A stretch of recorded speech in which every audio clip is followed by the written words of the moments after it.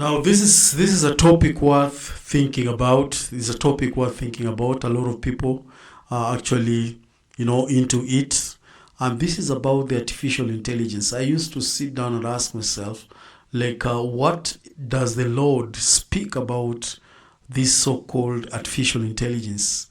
Because a lot of people are so into it, especially our younger ones. They are so much into it. Some of them cannot just read books without the help of the artificial intelligence. It has taken away their concentration. Their ability of critical thinking is also being taken away because of this thing. And what I was really asking myself, what exactly does the Lord speak? Until I came across this testimony from Elder Gerrit Gong about artificial intelligence and how we need to be very, very careful with this technology. Very, very careful, because it's turning a lot of people into something else, into dependence. Your talents are being taken away. You're becoming a tool to be acted upon. And this is so key. Now listen to what Elder Gong is saying here. Please welcome. Can artificial intelligence replace God? That question may sound provocative, but in an age when we turn to algorithms for answers, guidance, and even comfort, it matters deeply. Artificial intelligence can answer questions, but it cannot answer prayers. It can organize information, but it cannot offer revelation, covenant connection, or divine truth. In this message, I explore how to hear God's voice clearly in an age of artificial intelligence, and why that distinction matters more now than ever.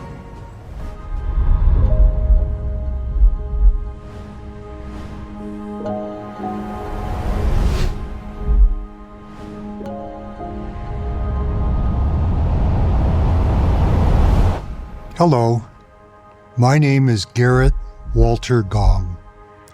Gerrit's a Dutch name. Walter, my father's name, is an American name. Gong, of course, is a Chinese surname. I'm the only person I know with a Dutch first name, American middle name, and Chinese last name. I'm a Silicon Valley kid. The term Silicon Valley came into use as I was coming of age.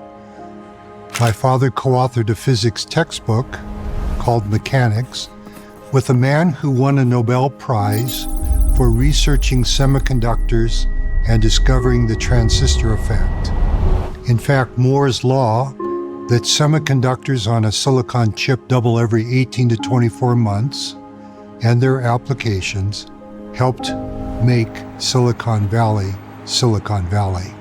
My father, Professor Walter A. Gong, was a compassionate and brilliant educator. He spent his life developing models that emphasize agency, responsibility, and the divine potential of every individual. His perspectives taught me to see our roles, knowledges, and experiences as sacred, relational, and interconnected. During my U.S. State Department days, I was part of the team that helped Secretary George P. Shultz research and write the shape, scope, and consequences of the age of information. As I'll discuss later, today's 21st century concentrations of information, capital, and technology in AI make it powerful and impactful in unprecedented ways. Now I serve as a faith leader in a global Christian faith.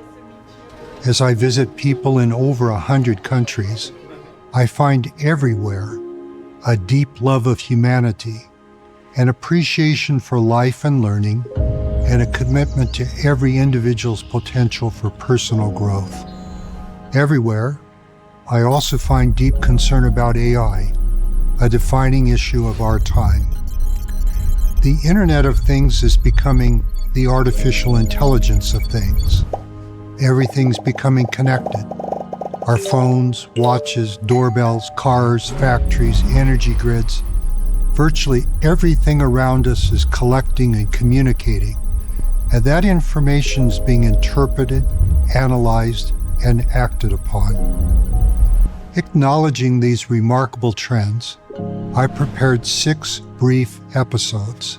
I titled them Faith, Dignity, and Human Flourishing, Hearing God's Voice in an Age of Artificial Intelligence.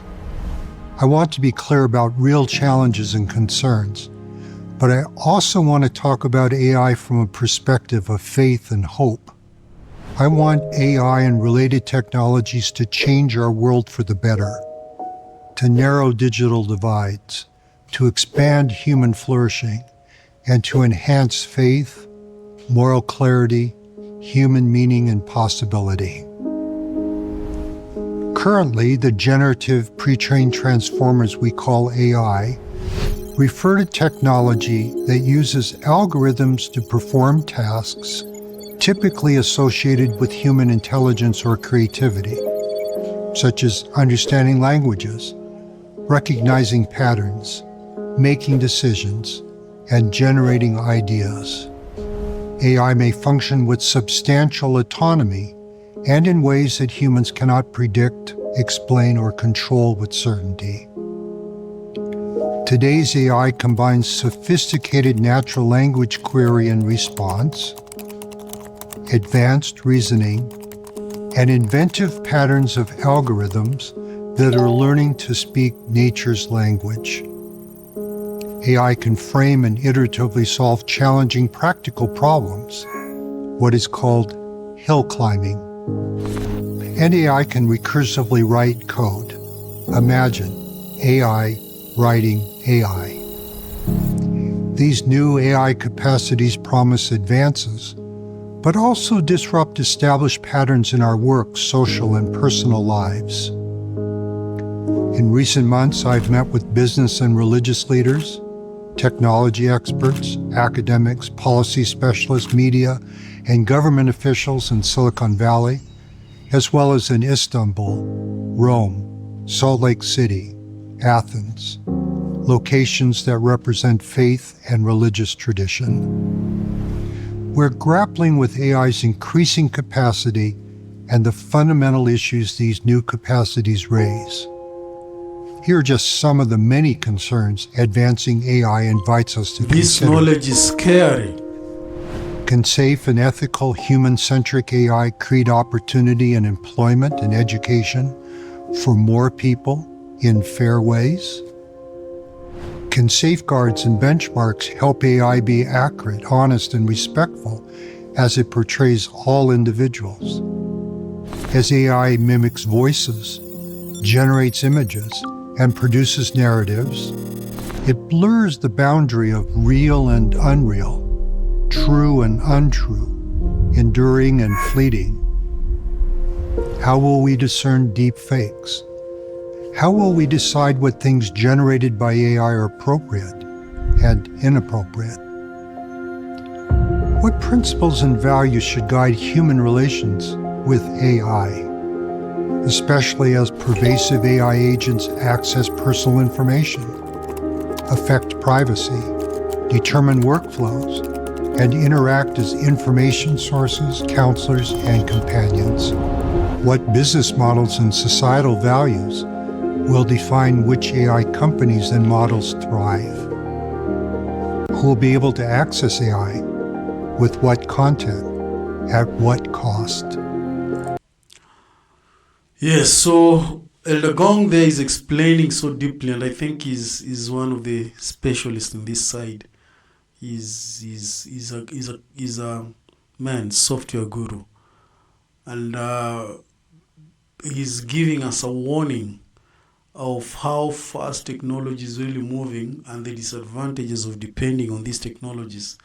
You know, we cannot substitute technology with the ways of God. The ways of God will always remain as they are. You know, the ways of God will always remain as they are. We cannot substitute the promptings of the Holy Ghost with AI, you know. When preparing for a sermon, you ought to listen from the Spirit, but not dependent on AI. And these are some of the things that we are told here, that it comes a time when we may not actually be able to substantiate the originality of information, or the originality of a substance, because AI is actually dominating and it is everywhere. In other words, humanity might lose its essence, because people will be communicating in AI. It's AI communicating with another AI. So it will not actually be human-to-human communication. And the perfect communication will only be the face-to-face or the oral communication. That will be the only original communication, because AI cannot impersonate. So, my wonderful brothers and sisters, some of us are living in third world countries. We may not see the effect of AI. Some of us think it's a good thing, yes, which it makes your work easier. To some programmers like me, it has come and it has made our work easier. A job that you will do for 1 month, you can do it in less than that. It's an advantage, but at the same time also it's a disadvantage, because a lot of my colleagues have lost jobs and now they are thinking of just doing consultancy, because in marketing it's also taking over. People are losing jobs in marketing because organizations feel we cannot actually sustain like 5 marketers in a company when the AI can do the work of all these 5 companies, five people. So it's very challenging, but at the same time also it is providing new opportunities. Yeah, it's actually providing new opportunities. A lot of people have gone entrepreneurial. They are actually opening their own companies to offer these services. So with the AI, it has increased what we call competition. And when there is competition, it means the customer is going to be safe, because the customers are going to get quality products. So that is the effects of AI. But what we are only warned is that we cannot substantiate the voices of AI with the voice of God. Those are things that we need to be very, very careful of.